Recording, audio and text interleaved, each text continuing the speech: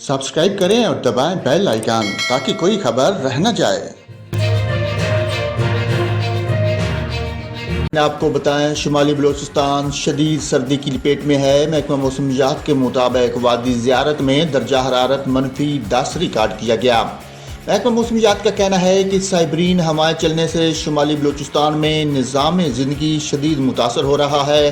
वादी ज़ियारत, पशीन, हरमज़ई में गैस गायब होने से सार्फिन को मुश्किलात का सामना है।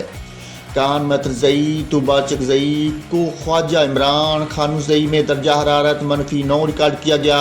चमन में दर्जा हरारत -3, पुराना चमन में -5 तक गिर गया। शुमाली बलूचिस्तान के हज़ारों सिला मुतासरीन को भी सर्द मौसम में मुश्किलात का सामना। इतवार से बारिश और बर्फबारी बरसाने वाला मगरबी सिस्टम शुमाली बलूचिस्तान में दाखिल होने का इम्कान। बर्फबारी की सूरत में N50 पर ट्रांसपोर्टर्स के लिए मोटरवे पुलिस ने अलर्ट जारी कर दिया।